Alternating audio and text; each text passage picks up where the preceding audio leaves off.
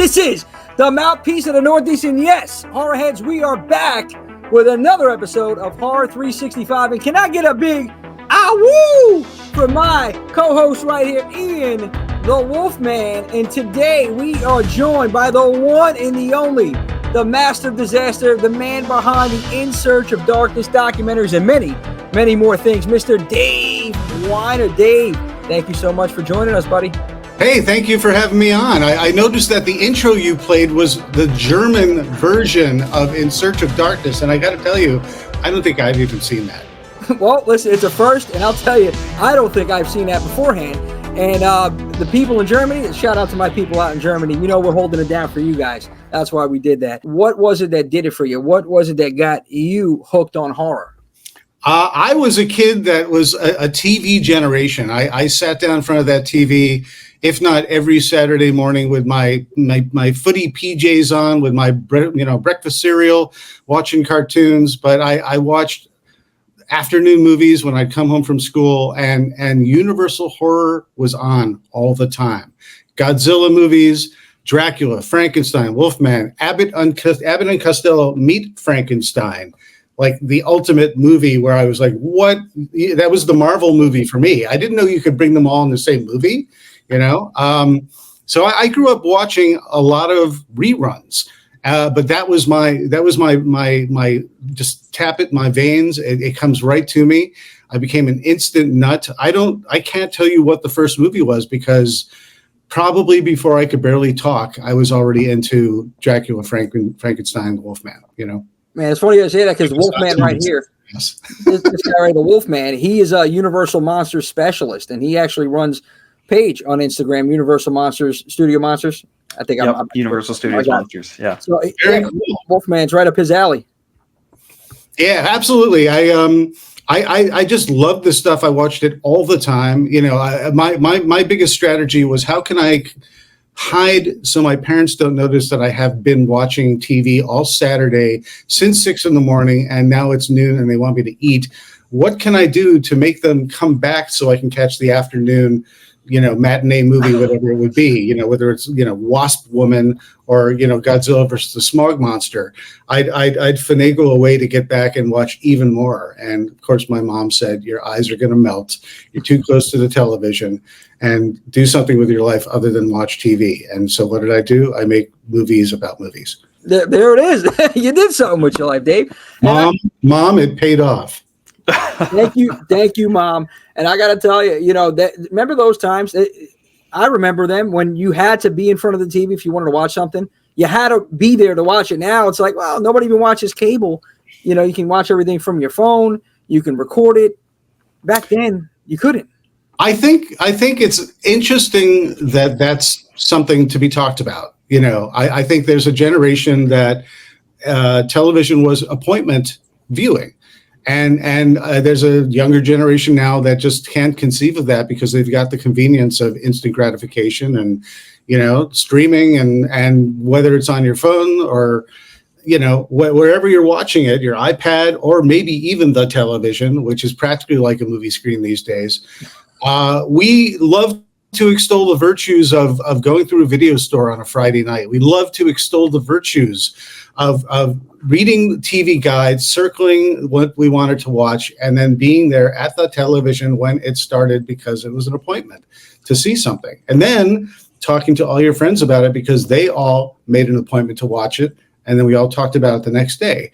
There was something very communal, even if you weren't in a movie theater, about watching things either from a video store or something that was on TV, even in the 90s.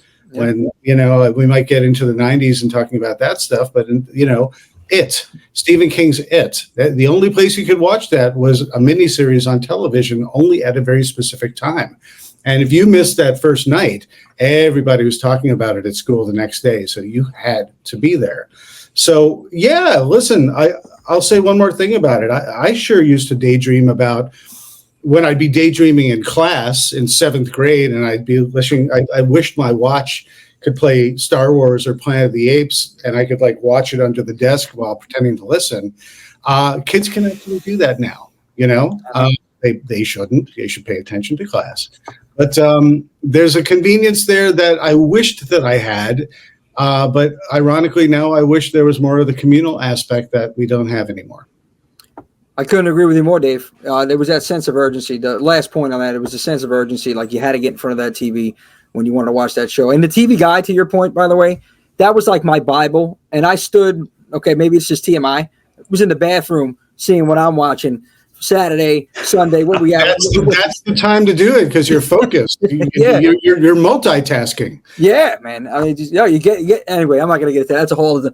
Wolfman, go ahead. You had something to say. I cut you off. Yeah. So I know, we're gonna dive deep into some '90s stuff. I'm a '90s kid. I was born in 1993, and much like you, Universal Monsters were my foundation. I just happened to see a photo of Karloff one day and asked 20 questions, obsessed.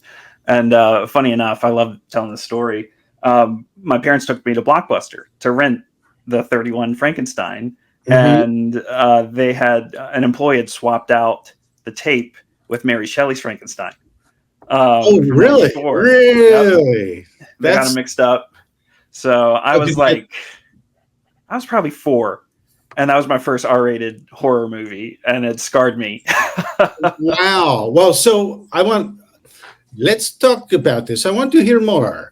You're first you were confused because the iconic Karloff Frankenstein monster is what you thought you were going to see, but then you see the De Niro stitched together Frankenstein, right? Who's kind of a brute, but then when they finally stop beating him and chasing him out of town, he's a poet. He's a thoughtful person saying, "Why are you being so mean to me? You created me and then you abandoned me." Do you have a certain affiliation for that film now? I do. And so affinity, I'll back up. Not affiliation. Sorry. Sure. I'll back up just a bit. I had seen the 32 Mummy prior. Okay. So I'd seen Karloff. I was aware. I'd probably seen like the 1997 Burger King Kids Club toys. So I knew the monsters. Those are awesome. So my dad would take blank tapes and record the movie, so he wouldn't have to buy them for me. Mm-hmm. So the first one we got was, because I wouldn't shut up about Frankenstein. So the first one we brought home was Mary Shelley's Frankenstein.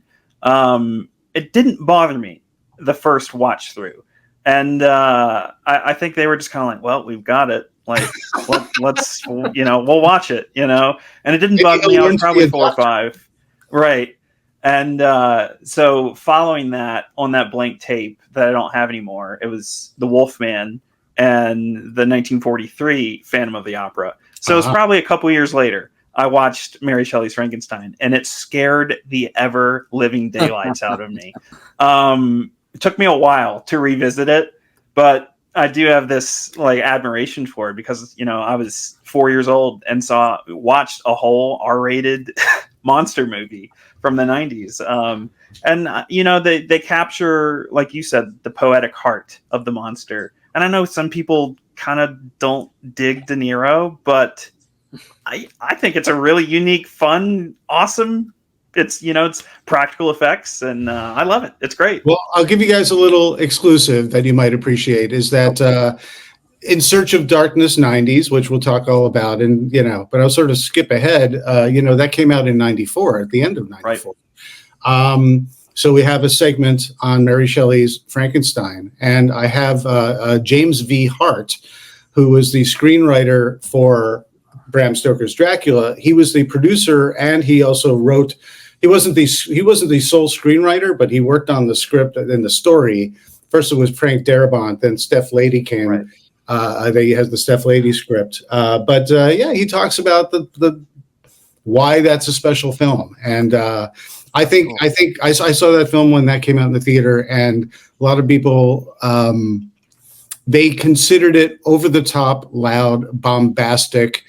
I think Kenneth Branagh, who directed it, and stars in it, of course, was at a point in his career where people were ready to kind of knock him from his pedestal whenever they possibly could, because he had been doing Shakespeare, and now he's doing, this is not Shakespeare, but he's trying to sort of associate, with an absolute classic. I think when I gave this movie a rewatch, because I hadn't seen it for decades, I loved it. I thought it was great. I think it's a little bit of a hot mess here and there towards the end. It really sort of gets a little chaotic, but I think it's a bonkers film that's absolutely worth checking out. The production values are amazing. The performances are over the top and wonderful.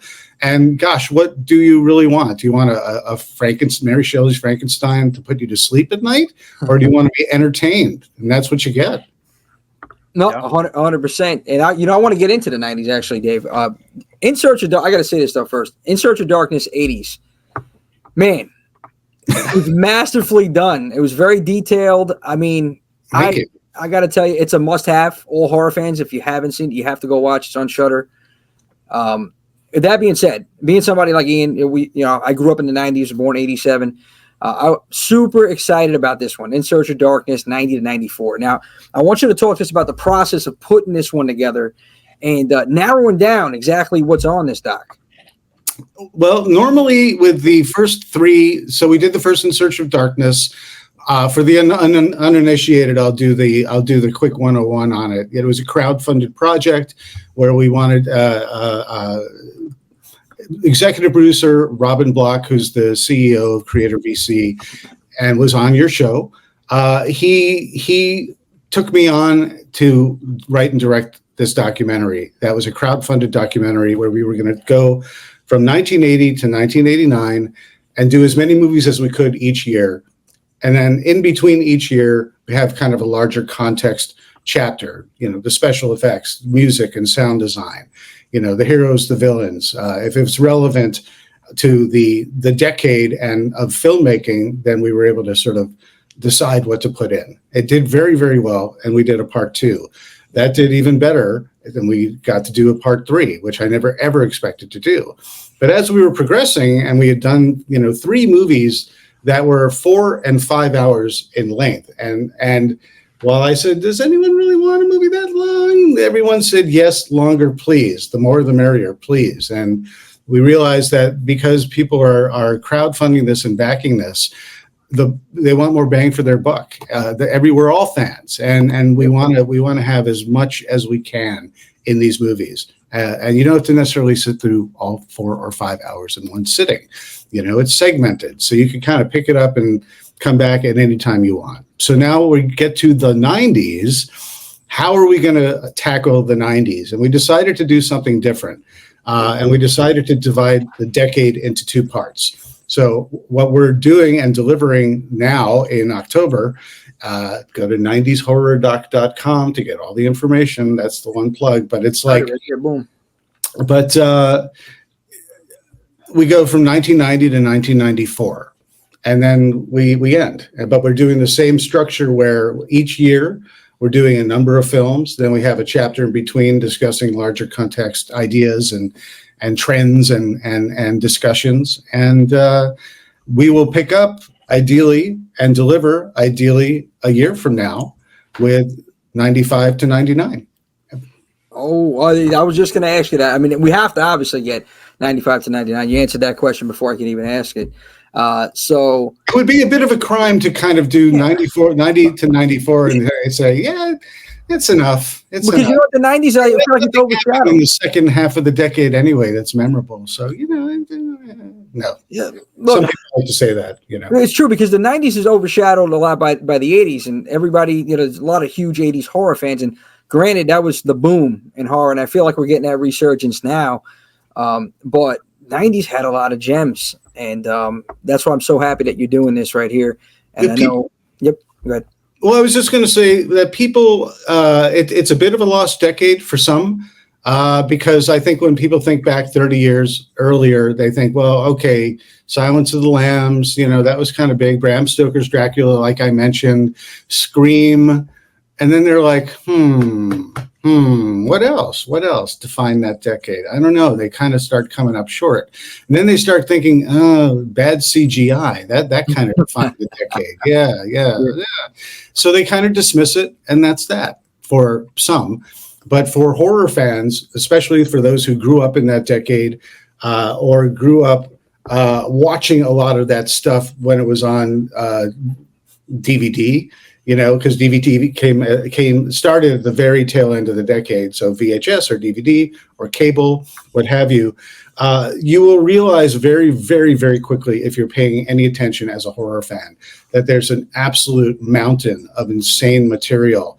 And it's a balance between the carryover of horror icons who were established in the 80s, who had a very strong foothold and would not give up in the early 90s. So you've got Chucky, you've got Pinhead, Michael Myers comes back halfway through. You got the Tall Man, Leatherface, Freddy, of course. Yeah. And so Freddy, spoiler alert, even though it's in the title of the movie, Freddy dies and then he's reinvented in New Nightmare. Yeah.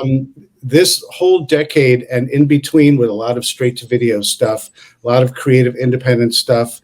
And I know I'm talking a lot because no, Dave, I'm listening. It's all 90s, buddy. You got it. But there's, even in the wake of Silence of the Lambs, there's all these serial killer films. Yeah. There's lots of films in the wake of, say, Fatal Attraction. You've got Hand That Rocks the Cradle and Basic Instinct, and a lot of films that are deemed thrillers, but they're also plenty of horror in them. So what are they? I don't know. It depends what you want to call it. Either way, if you want to watch it and people die and it's entertainment, it's memorable, call it what you will.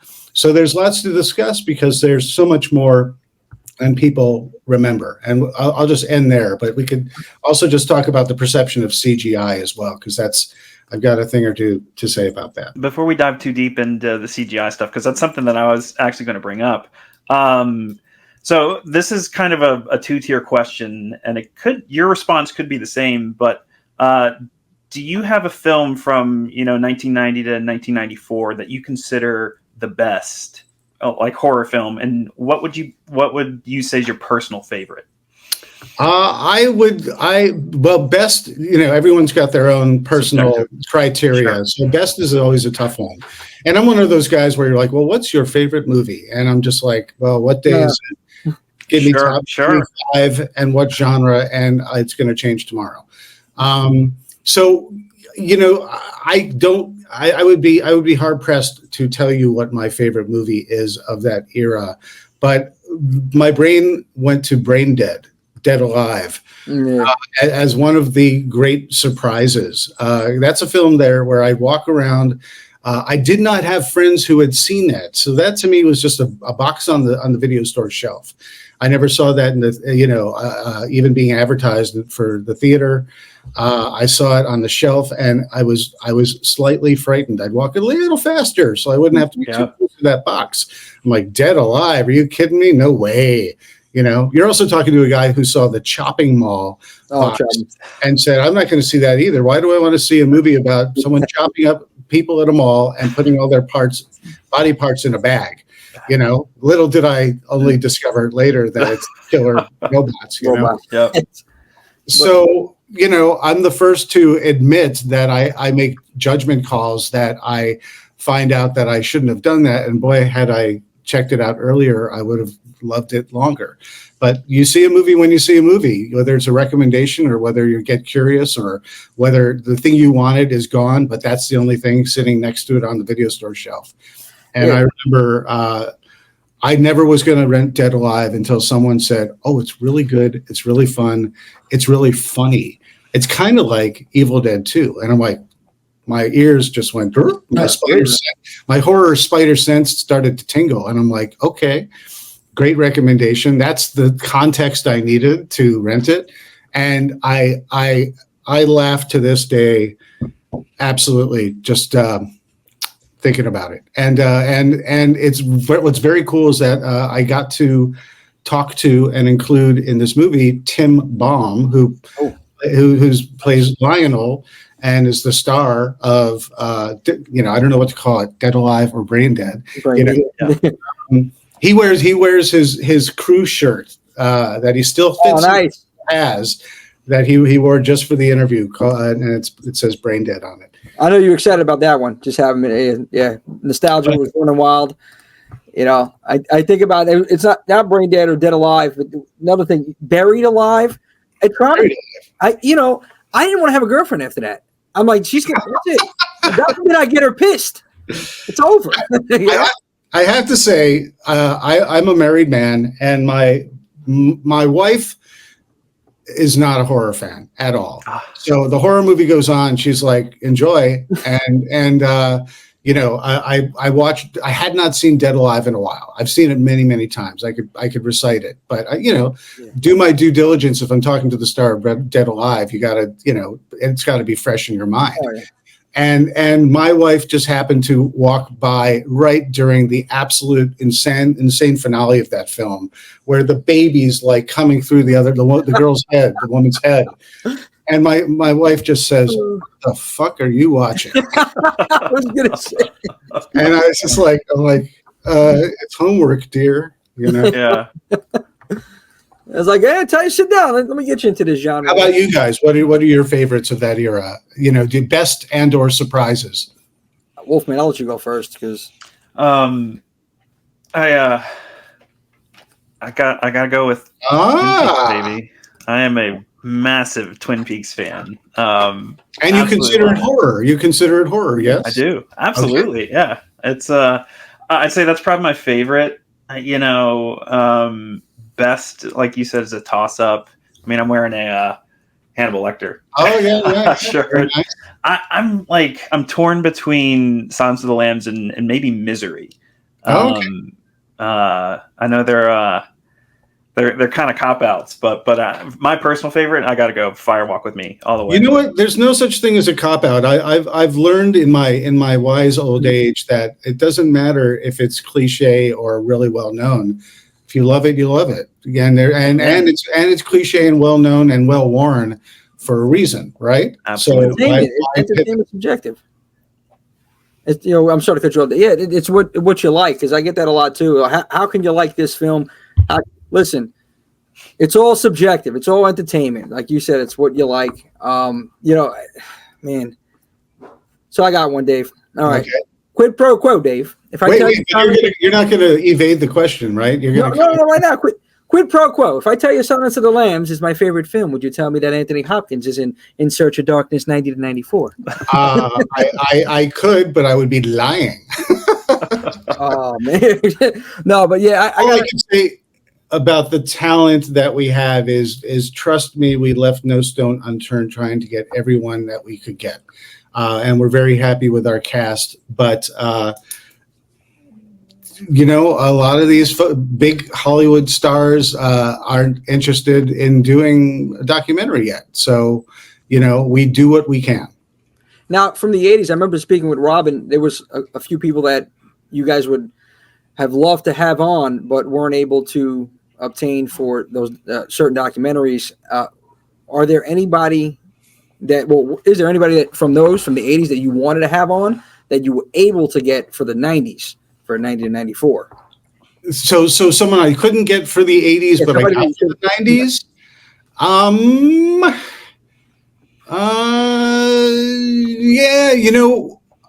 It's not a question of whether or not I was able to get them, but someone who I didn't get, but I got for this, which was kind of, who was very fun, is Amelia Kincaid of Night of the Demons, Angela from Night of the Demons. Yeah. Because there's Night of the Demons 2 and 3 in the 90s. And she's a hoot, and she loves the fans. She loves making those, talking about those movies, and loves talking about the making of the movies. That's kind of one. The process of getting people, first of all, you're doing a very sprawling film covering a lot of movies. Yeah. I'm doing a documentary that covers many, many, many, many, many, many, many films. And so ideally you're like, boy, wouldn't it be great if I had someone to represent each film that we cover? But we don't have the budget or the time, yet we try and reach for the stars, and we do everything we can. But at the end of the day, we get what we get, and I've learned to be content with that, because for everyone we don't have, we have someone cool. We have John Carpenter. That's cool. He came back. No more. That's it. Yeah. Came back to talk about his 90s work. So, that makes me happy.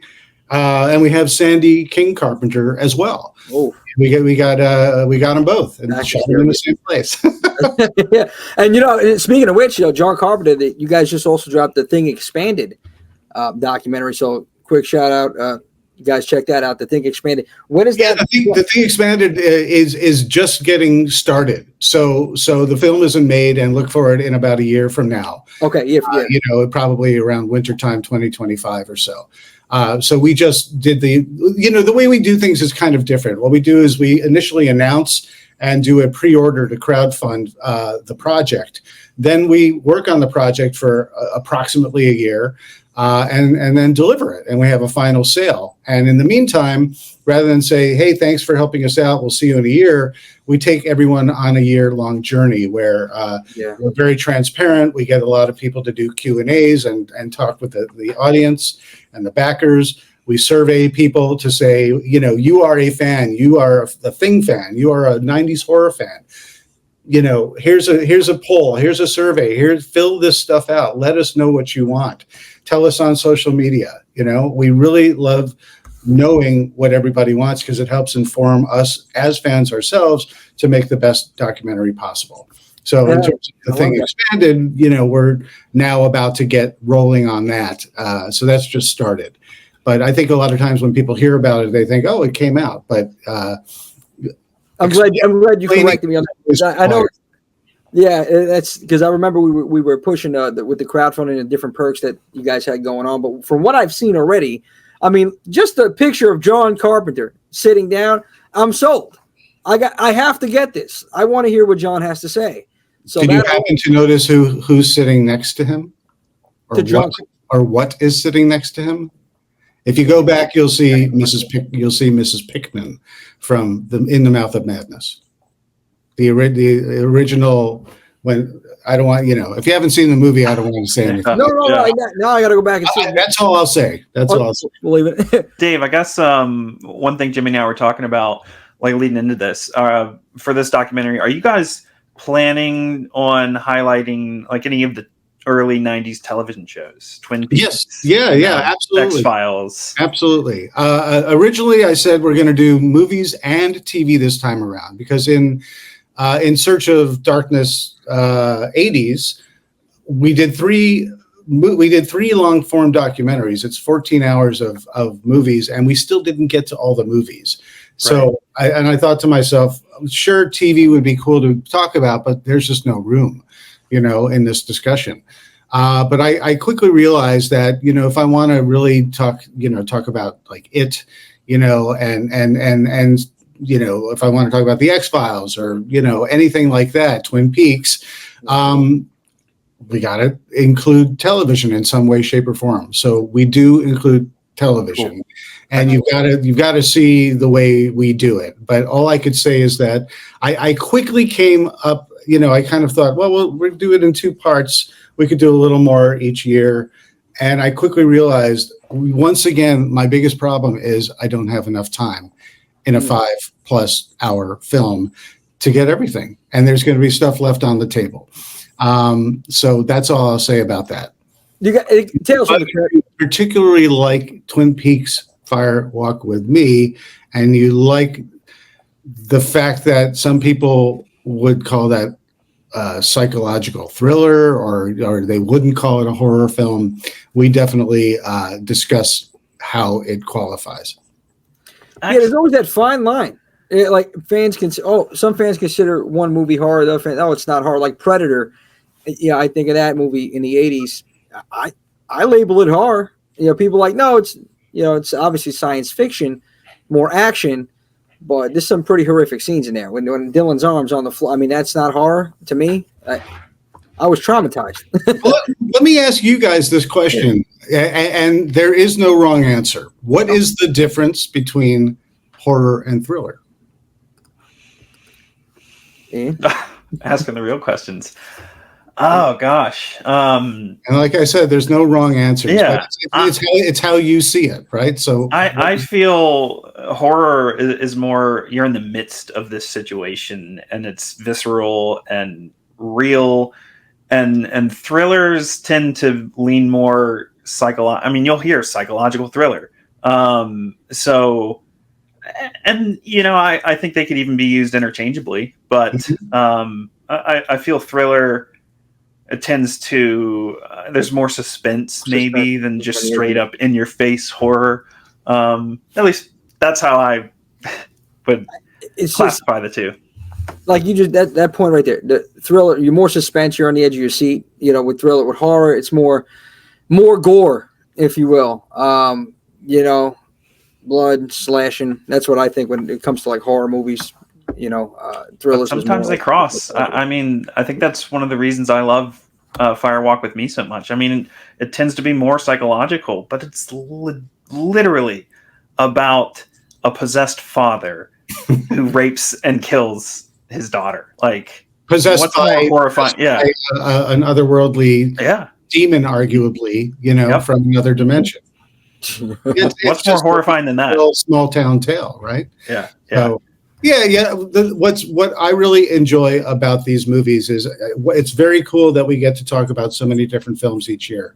But I really relish the in-between chapters where I can get Heather Langenkamp and I can get, Doug Bradley and I can get, Jill Sholin from Popcorn talking about, what's the what is the difference? Well, I think horror is this. I think, a thriller is that, or there's a difference, or there isn't. Alex Winter, he directed a film called Fever in the late 90s with Henry Thomas. And he gave that a lot of thought. Like, what am I making? Am I making a thriller? Am I making a horror film? Am I making a drama with those elements?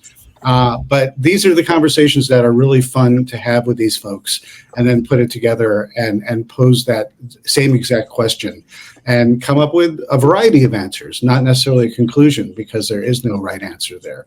All I could say is that we all love to categorize things because it's easy, but so much is uncategorizable.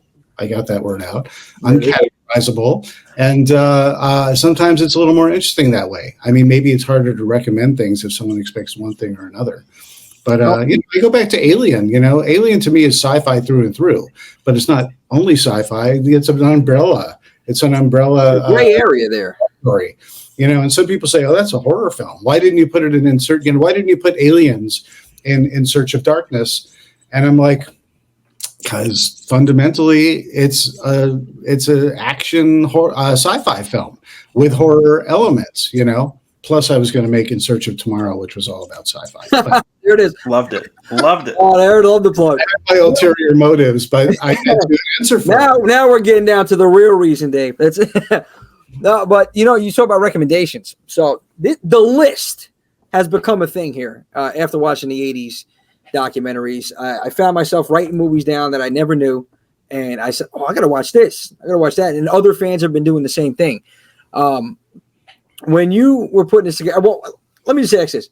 What would you recommend from 90 to 94 that's an underrated horror gem? I think the first thing that comes to my mind, and it's really horror adjacent, it's really a comedy, and it's really bonkers and outrageous, and it's Alex Winter's Freaked. Have you ever even heard of it? I never seen it. I have heard of it. That much. He co-directed it. It's a film that he stars in. It's just right after Bill and Ted's Bogus Journey. And he had been doing the Idiot Box on MTV, this outrageous anthology show of shorts. And they had, they pitched it. No one cared.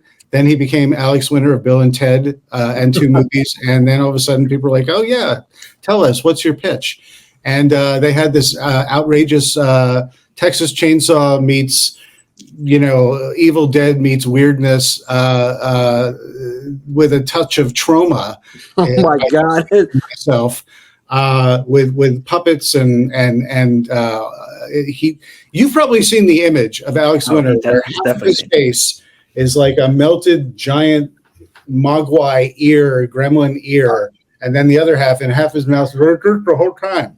If you've seen that, that's from Freaked, and I will say no more. Say no more, because guess what? I'm going to show everybody right here, live, exclusive.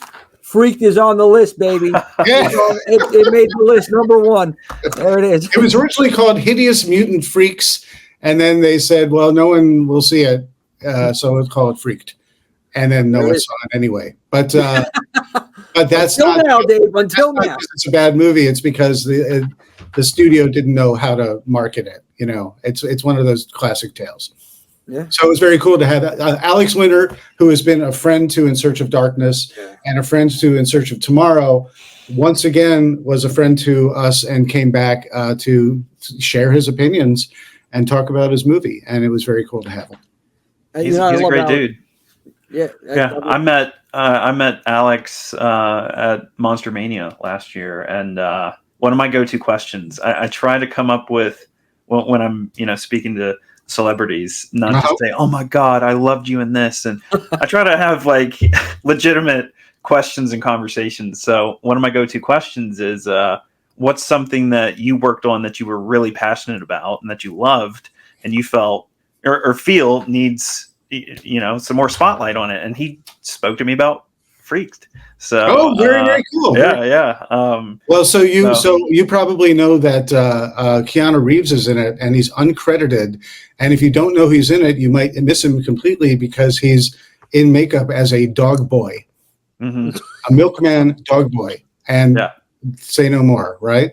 Oh, he also has a very interesting perspective of that era. Because he was championed early on when he was a film student at NYU by Sam Raimi, and so he went to go to the set of Army of Darkness to hang out and see what was going on, and of course Keanu's his buddy, so he goes to the set of Bram Stoker's Dracula to hang out and watch Coppola at work, and that's an angle that to me is priceless. When he's like, "Yeah, I did this, and yeah, I was known for this, but I just got to be on the wall of this and this and this."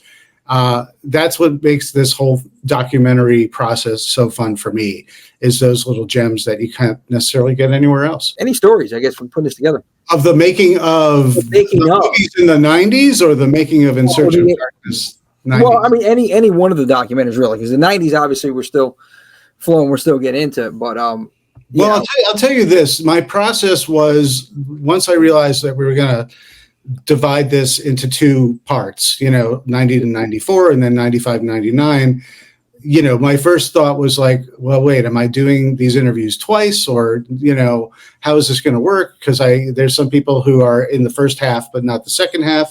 And there's some people, their work is peppered out through. And so, the logical approach to it is to talk about their entire 90s oeuvre, everything that they've done in the 90s, because that makes more sense.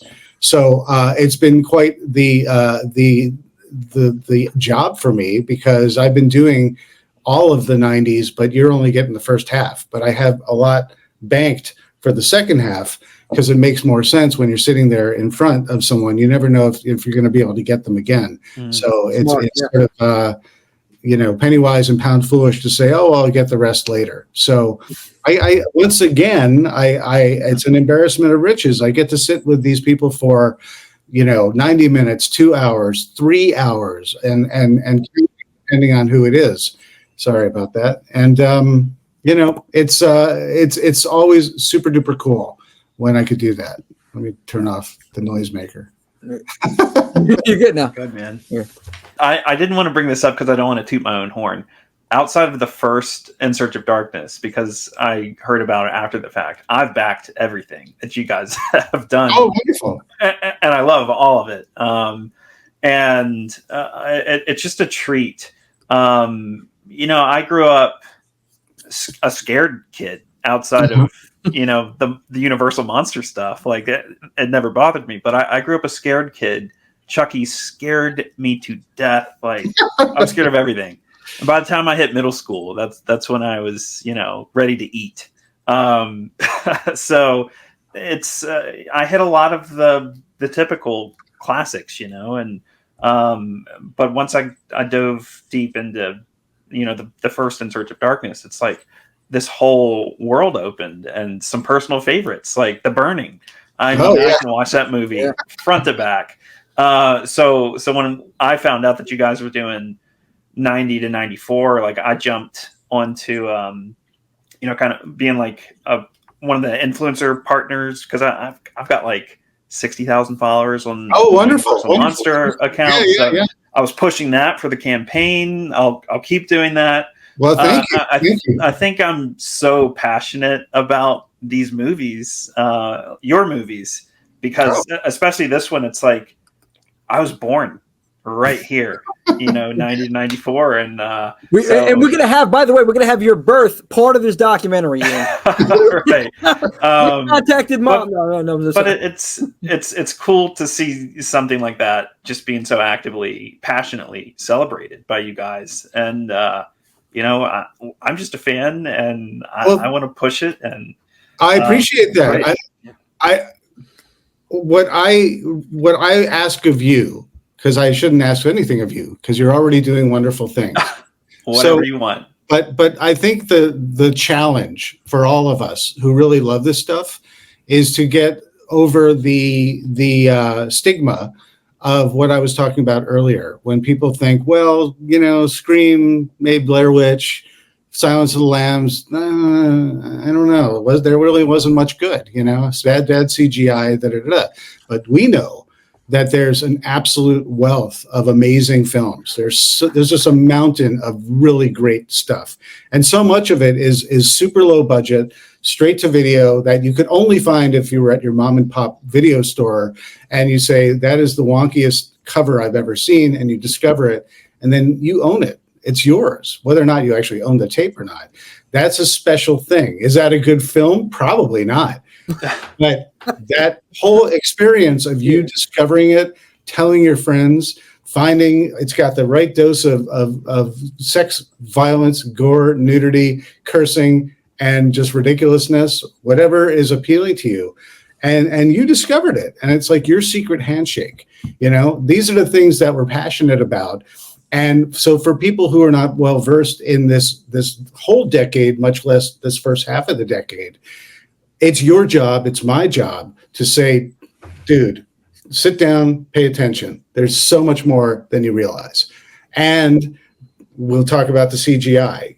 There's a way to look at it where you don't dismiss it. There's a way to understand it where you don't dismiss it. When you see a Ray Harryhausen movie, and The Seventh Voyage of Sinbad, Clash of the Titans, Jason and the Argonauts. When you're watching King Kong, do you say, well, those are shitty effects, forget it, and dismiss it?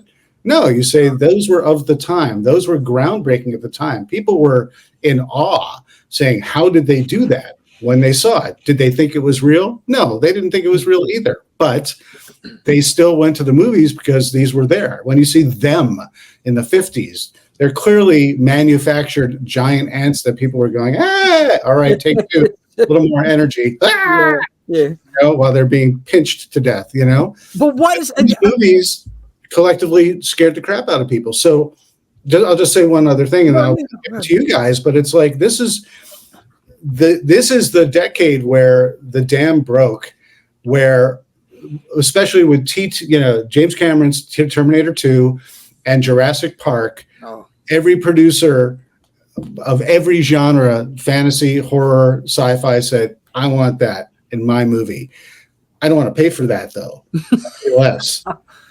And what we got was an evolution of whether it's morphing in Sleepwalkers with Mick Garris, or in The Stand, he uses it, what have you.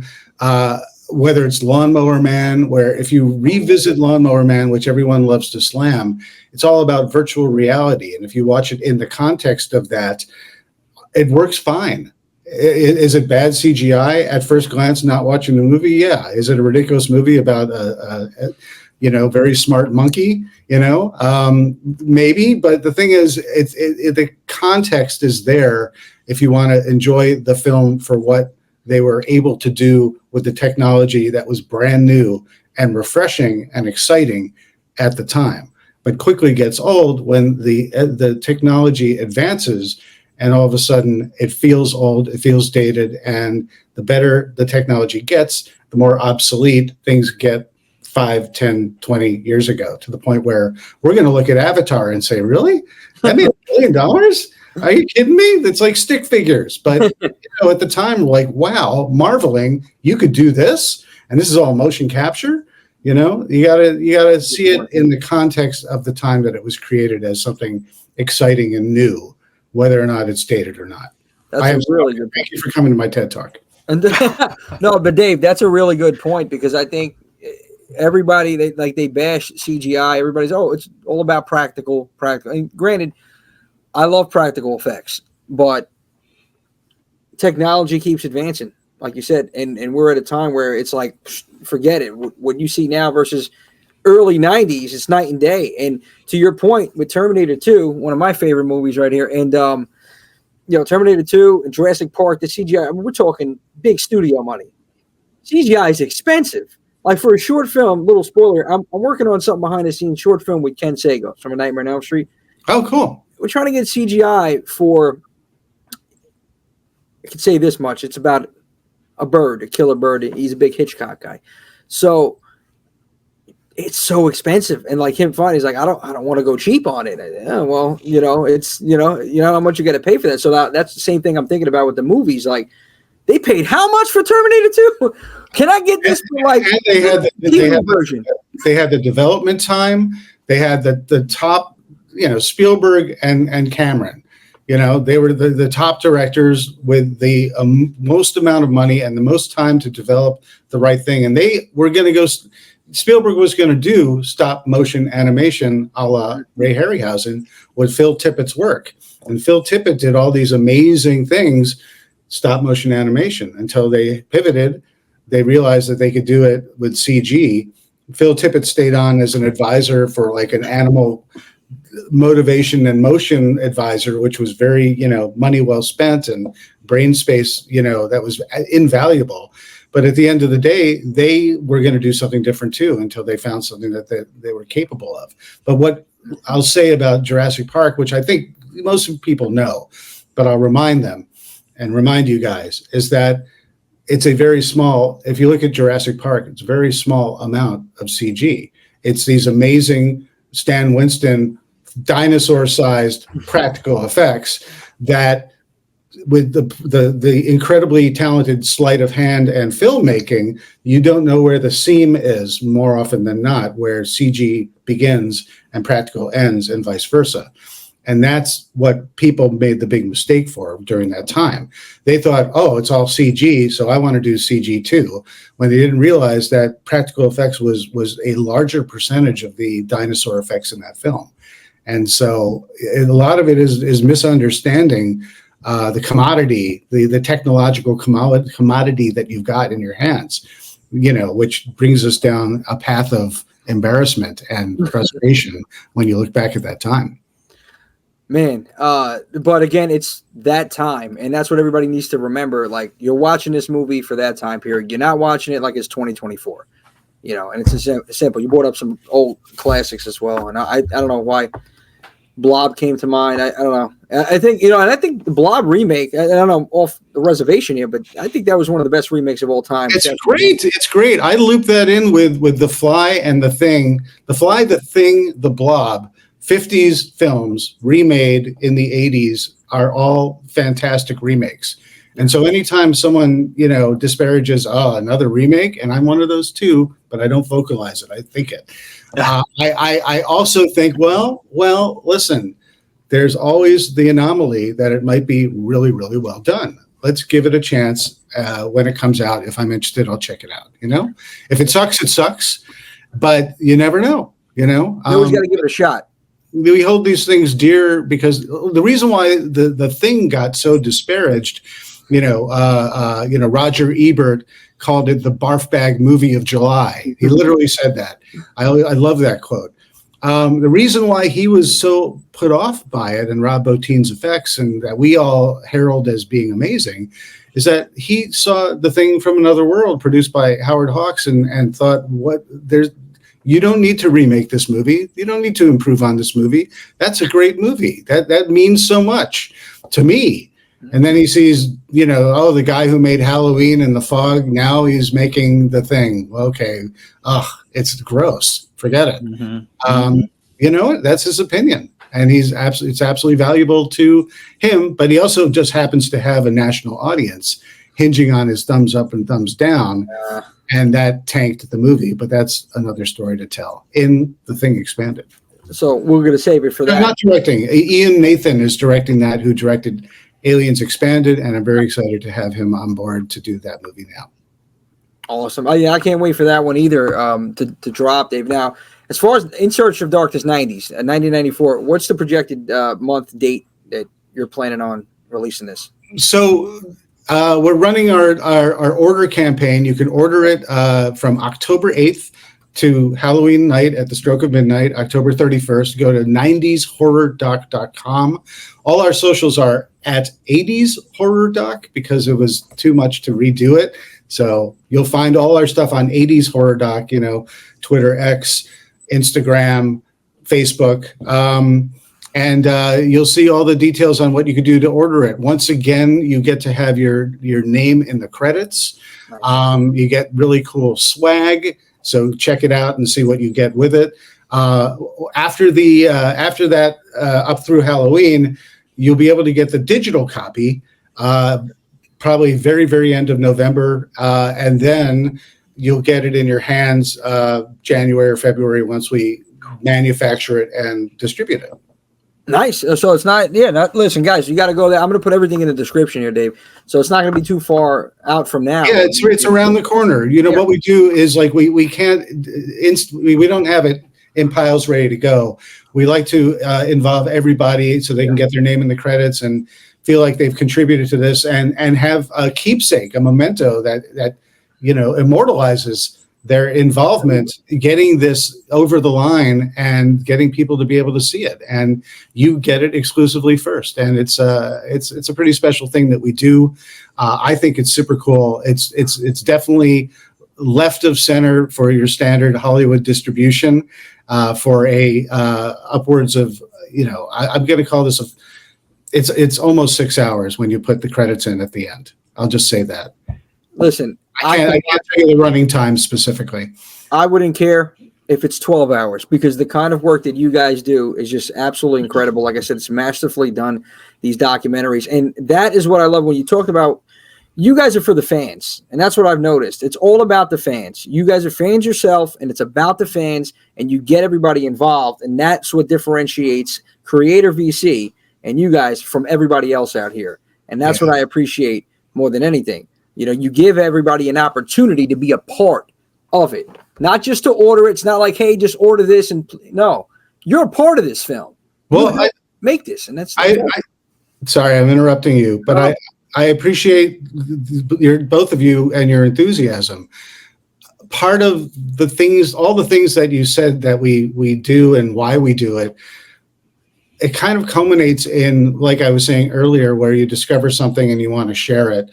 But, we're all people who like to hold these things tangibly in our hands, We're not someone who's like, oh, let's see what's on tonight. And then you spend an hour scrolling through streaming, wondering what you wanted to see in the first place. And you're still scrolling, trying to find something. We all do it. This is something where it's sitting on your shelf. It's got your name on it.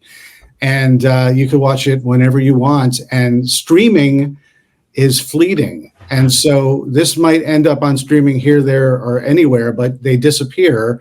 And you could always be saying, I want to watch it now. Grab it from my shelf, pop it in, and you got it. There's nothing like physical media. I say that. I have vinyls. I'm still collecting vinyls. I'm still collecting. I got VHS tapes, 80s horror, VHS guy. I know Wolfman right here. Look at this. Right? Ernest Scared Stupid. Oh my God. Look at that. Oh jeez. I had to bring that one up. Yeah. Halloween horror. Absolutely. Yeah. That's a bonkers film. That's a bonkers film. That's like Ernest versus like a killer goblin, right? It's got great suitmation, that's Chiodos Brothers. Thank you. I think anyone who probably arguably, and if you haven't seen that movie, you just dismiss it. Ernest Scared Stupid. I don't think so. It's really entertaining and very much of its time. It feels very 80s, actually. Yeah, it does. It's something I watched with my dad a whole lot, and he was a big Three Stooges, Ernest fan, all that stuff. And it's funny I did a lot of research on that movie specifically for a podcast that I was a part of last year, and it bombed at the box office. Not just because it was an Ernest. The Ernest movies did halfway decent. That one bombed at the box office because it scared the shit out of the kids. Yes, exactly. That's gateway horror. That's also kinder trauma at the same time. Yeah, there's plenty of kinder trauma there. A little troll that turns kids into wooden dolls. Right? What? Just make sure you have your MEAC. But with that being said, Dave, I know we're going to wrap this up momentarily, but I have a little segment real quick, okay? It's called the 2-minute drill. I'm going to put you in the hot seat right now. I'm going to ask you a bunch of questions. There's no right or wrong. It's a Dave Weiner response and answer. If you get it in 2 minutes, what do we have, Vanna? I don't know, something. We're going to How many questions so I know how much I can I'll tell you right now, it's A to Z, literally alphabet A to Z. It's 26. Oh, really? Yeah. Okay. Yeah. It's like rapid fire. I'm gonna set the clock. They did it to me the first time, Dave. Here we go. Hold on 1 second. All right, get the timer set. All right. You ready to rock and roll, Dave? Let's go. All right. Favorite horror icon? Bruce the Shark from Jaws. Favorite slasher? Halloween. Weapon of choice? Hatchet. To remake or not to remake? Not to remake. Dark alley in New York City. Who do you want to have your back? I'm sorry, say again? Dark alley in New York City. Which horror icon do you want to have your back? Jason. Best horror personality? Barbara Crampton. 80s or 90s horror? 90s now. Favorite psychological horror movie? Silence of the Lambs. Favorite horror movie quote? Quotes? Bubblegum, they live. Okay. Scariest horror movie you've seen in your opinion? Texas Chainsaw Massacre. Best horror voice?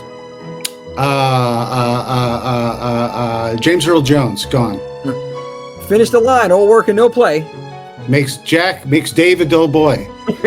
Favorite zombie flick?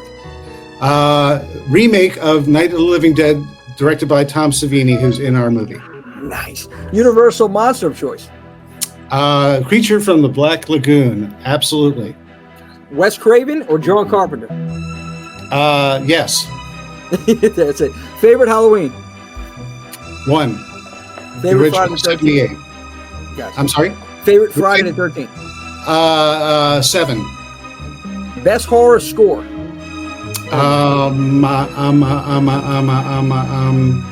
The Seventh Voyage of Sinbad. Most maniacal laugh award goes to? Crypt Keeper. How would you want to die in a horror movie if you had the option? Painlessly in a guillotine. If you could make any horror movie come to life, which would it be? The Omen. Oh man, stop right there! You almost got it. That was good, man. Are you on fire? Excellent. I had only a couple. We ran out of time? Yeah, we hit the 2-minute mark. You only had a couple questions left. You had Ultimate Scream Queen and horror movie crush. Crush. Adrienne Barbeau and Scream.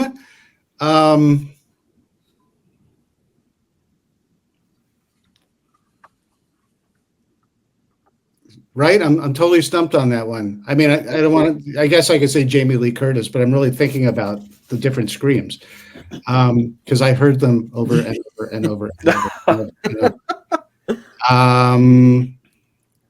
Yeah, I'll go back to Barbara Crampton for that one. Got it. Nice, man. Dave, that was incredible. I think you've definitely come the closest from what I remember. Really? That on time. Now I get to hold on to the creature.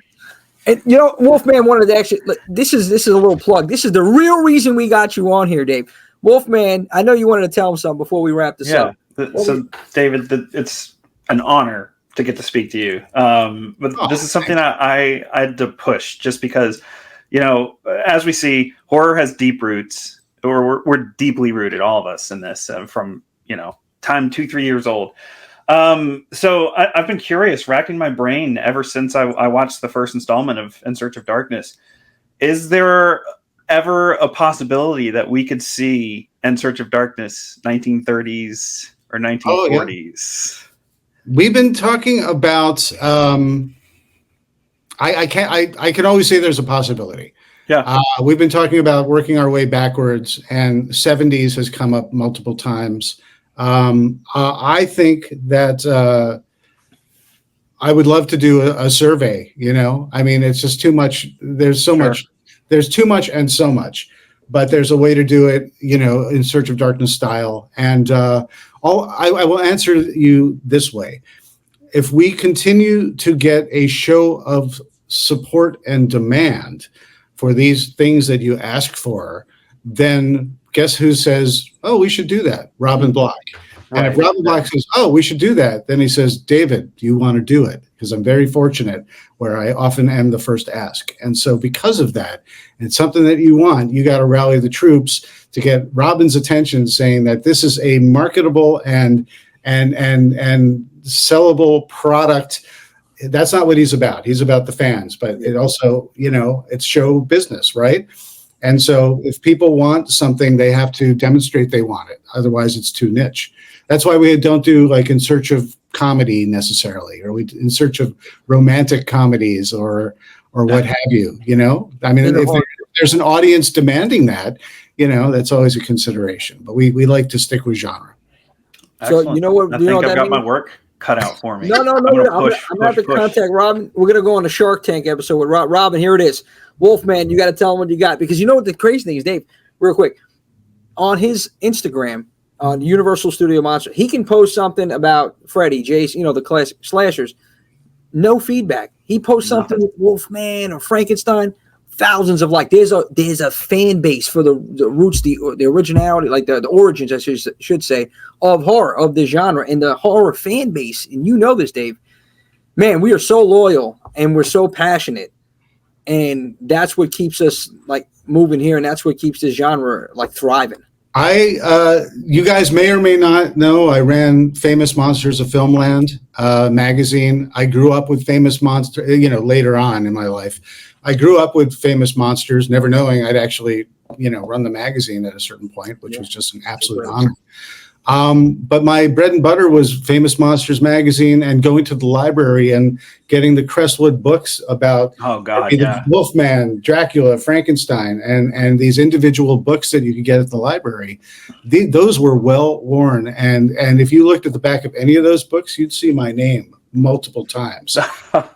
And so I grew up with that stuff, and that's how we started this podcast. As you asked, what are my origins? And those are my origins, and that's the stuff that I really love. So, I would love to do it, and we can leave it at that. We'll leave it at that. Okay. Now, I got one last question for you before I give you the floor and plug anything else that you want to plug for the fans out there. 10 years from now, where is Dave Weiner? Apparently I'll be doing In Search of Darkness 30s and then 40s and then oh baby, that's all I like to hear. Love that answer. Call me. That's it. This guy, he's an encyclopedia. I'll tell you, Dave. I don't know how he's like a sponge. That's good. Listen, I always thought master list, man. Master list. I know so many useless factoids, and I thought one day perhaps I'll be able to make a living using those useless factoids. And my mom said, whatever, get farther from the television. So here So I got farther from the television to write now to be closer to the television. I did it though. You found a way.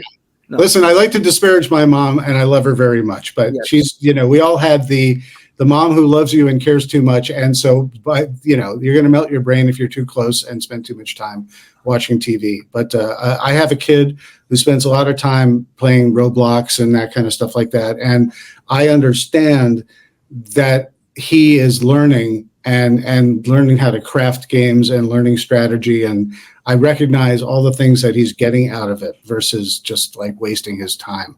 So if anything, I've learned something from my childhood that I could apply to present day kids is there's more than meets the eye, and play is also learning and evolution.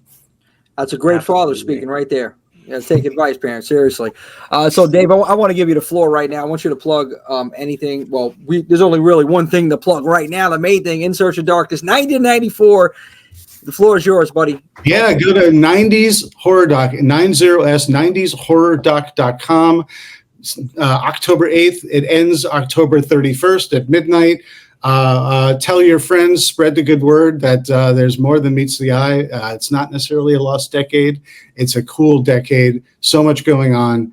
If you're interested in following me on social media, you could find my site is itcamefromblog.com, and my handle is at itcamefromblog, or you could just find me at I'll call it Twitter, Tiki Ambassador. But I go around those social media elements, and if I don't respond, it's not because I don't love you, or sometimes I respond right away. Sometimes I'm busy. But you guys are great. You guys have a wonderful podcast. You guys really care. You've had some really interesting guests on. I forget his name, the director. You guys were talking about Amityville Horror because he grew up near Amityville. Stephen Cognetti from Hell. Yeah. I'll leave you with this. That has nothing to do with me, but I thought it's an interesting story to tell. I grew up in New York. I read the Amityville Horror when I was in 4th grade. I was way too young to read that. And as a 4th grader, scared the living crap out of me. Why my parents didn't say a thing, they probably thought, oh, good, he's reading. And that was that,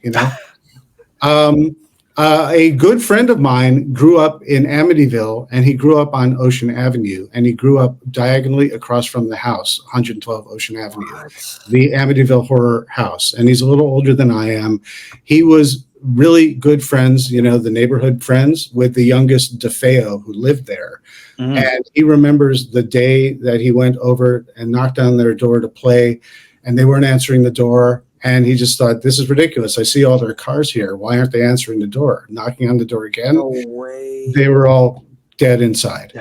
And I think of Amityville Horror as two different things. There's the Amityville of supernatural fun and ridiculousness and scare, but then there's a real life tragedy that happened there as well. And I find it really, really compelling that I have a friend who, because he told me the real deal, because he said he knew he would see I forget her name, the daughter of the Lutz family. They'd stand at the bus stop, when the Lutzes were there for a very brief time, and he remembers her. He remembers she was kind of standoffish, and then the Lutzes were gone. So perhaps she knew they weren't going to be there very long. And he remembers on a dare, after the Amityville Horror became a big deal and the Red Room and all that stuff, he spent quality time hanging out in that basement, which was like your typical 70s wood paneled basement, and they'd watch TV.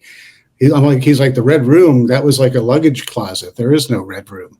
And after they were gone and the house was empty, and on a dare, a friend said, I dare you to go into the basement. And he crawled into the basement to see if there were ghosts and ghouls. And he was like, yeah, this is just where I used to hang out, whatever. And he left. And that's my tale. And last I'll say about it is I got to meet Jay Anson's son at a party. I'm very obsessed with the Amityville Horror because this is fascinating. I grew up not near Amityville, but I grew up in New York, so I grew up very close to it, and it was a big deal when I was growing up. And so I finally got to talk to Jay Anson, who wrote the Amityville Horror. I got to talk to his son, who was like, yeah, the Lutzes just said, we've got a good story. Would you write it and embellish it? Add some more of this, add some more of that. None of it's true. I hate to say this because people want it to be true. Yeah, I know. But to me, it was quite the revelation, because as I got older, I became more intrigued by the murders than the ghosts. And when I talked to the author of the Amityville Horror, the bestseller, I realized that it's a work of fiction. It's kind of interesting. Tossed in the Warrens and stuff, People I think it at up. that point it became like a cash grab, and that's my opinion. Oh, look at that! Wow.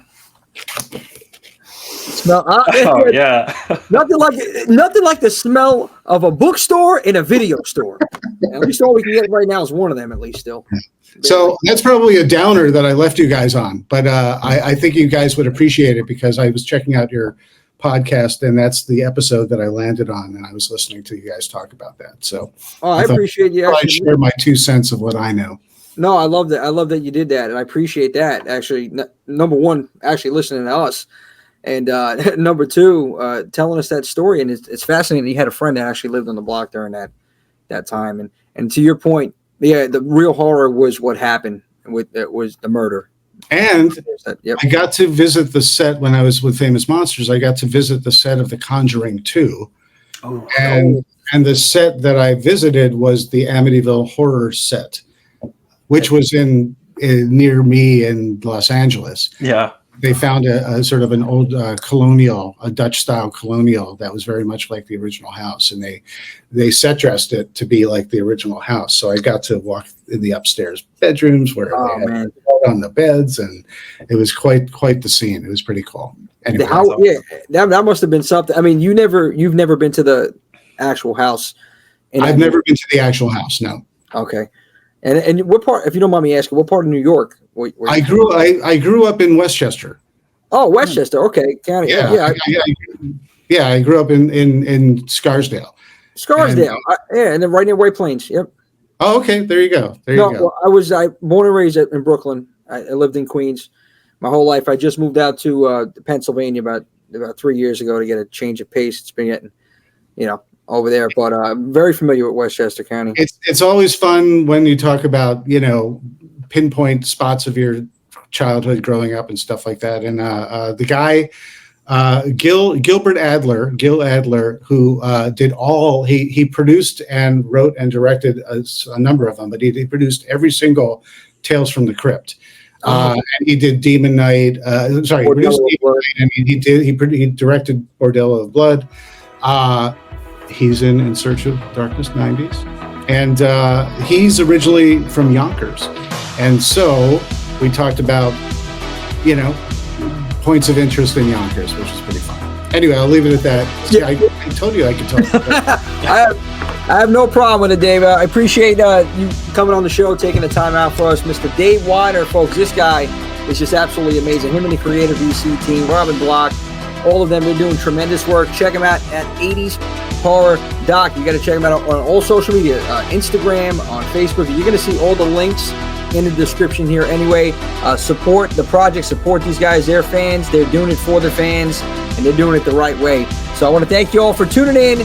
Thank you for celebrating horror, not only in October, but 365, baby. For the Wolfman, I'm the Mouthpiece of the Northeast, Jimmy J. We're going to see you next week.